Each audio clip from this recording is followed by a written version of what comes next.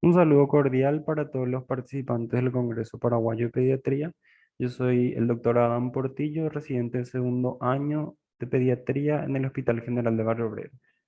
El día de hoy les presento el trabajo denominado Caracterización de pacientes pediátricos con síndrome inflamatorio multisistémico relacionado a COVID-19 internados en el Hospital General de Barrio Obrero de septiembre a diciembre del 2020.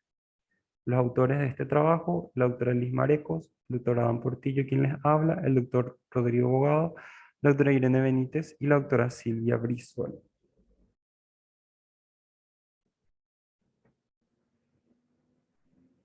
La enfermedad por COVID-19 causada por el SARS-CoV-2 se declara pandemia por la Organización Mundial de la Salud el 11 de marzo del 2020. Desde el inicio de la pandemia se reportan datos de que la enfermedad producida por el COVID-19 en pacientes menores de 18 años representaban 2,4% de todos los casos notificados, siendo la mayoría leves o asintomáticas. Sin embargo, un pequeño grupo de estos pacientes desarrollan una respuesta inflamatoria similar a Kawasaki, relacionada temporalmente con la pandemia del COVID-19, el cual se reportó por primera vez a fines de abril del 2020. El 18 de septiembre del 2020 ingresaba el primer paciente con diagnóstico de síndrome inflamatorio multisistémico en el Hospital General de Barrio Obrero, considerado centro de referencia del territorio. Se encuentra en Asunción del Paraguay. Es una institución dependiente del Ministerio de Salud Pública y Bienestar Social. Pertenece a la región sanitaria número 18, siendo un centro de tercer nivel de complejidad. Desde mayo del 2020, en el marco de la contingencia por COVID-19, se habilitaron áreas especiales para la atención de casos respiratorios, tanto para adultos y niños, así dividiendo en sectores de urgencias pediátricas respiratorias, sala de internados de cuadros respiratorios, urgencias polivalentes y sala de internados polivalentes. Este trabajo tuvo como objetivo general describir las características epidemiológicas clínicas de los pacientes pediátricos internados en el servicio de pediatría del Hospital General de Barrio Obrero con el diagnóstico de síndrome inflamatorio multisistémico relacionado con COVID-19.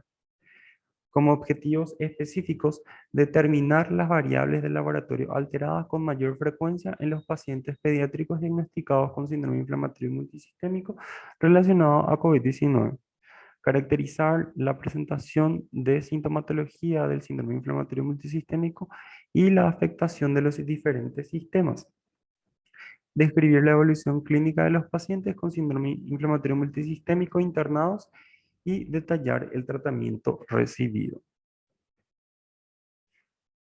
Se realizó un estudio retrospectivo, descriptivo, observacional de corte transversal realizado de septiembre a diciembre del año 2020 en pacientes internados en el servicio de pediatría del Hospital General de Barrio Obrero de 1 año a 16 años diagnosticados con síndrome inflamatorio multisistémico por criterios de la OMS. Se utilizaron 5 fichas clínicas de los pacientes hospitalizados con diagnóstico de síndrome inflamatorio multisistémico relacionado a COVID-19 en el periodo de septiembre a diciembre del año 2020, de los cuales se recogieron los siguientes datos: género, edad, síntomas cardinales, datos laboratoriales y ecográficos. Los datos fueron analizados utilizando el programa Excel. Se realizó un análisis descriptivo mediante tablas de frecuencias y porcentajes.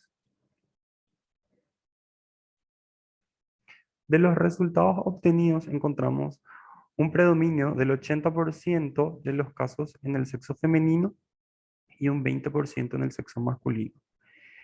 Del rango etario, el 80% pertenecía al rango etario escolar y un 20% a adolescentes.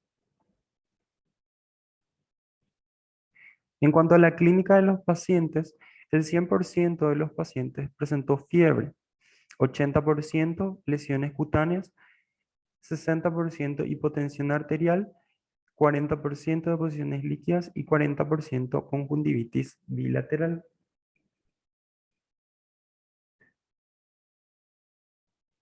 En cuanto a los estudios, el 100% de los pacientes tuvieron serología IgG positiva para COVID-19. En cuanto a otros estudios, el 100% presentó elevación de la PCR, siendo el valor máximo de la PCR de 377,25 miligramos litro. El 100% de los pacientes presentó dímero D elevado con un valor máximo de 7053,0 picogramos litro y en el 100% se observó ferritina elevado, siendo el valor máximo 778 nanogramos por ml.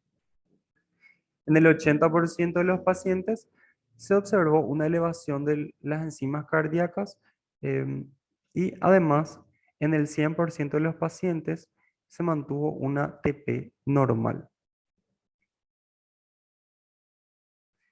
En cuanto a estudios de imagen,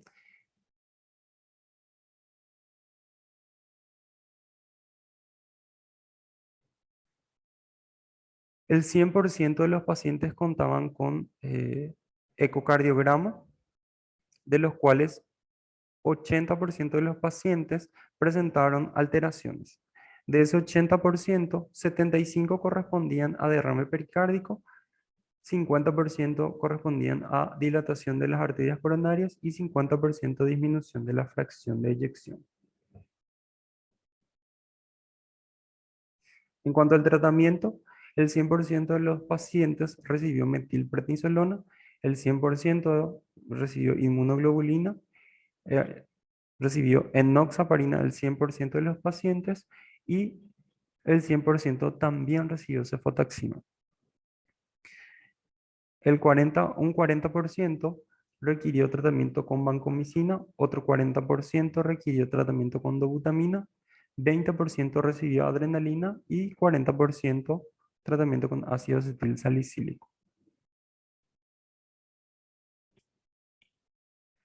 Como conclusión, de la muestra estudiada se observó una mayor incidencia en el sexo femenino y en el rango etario escolar.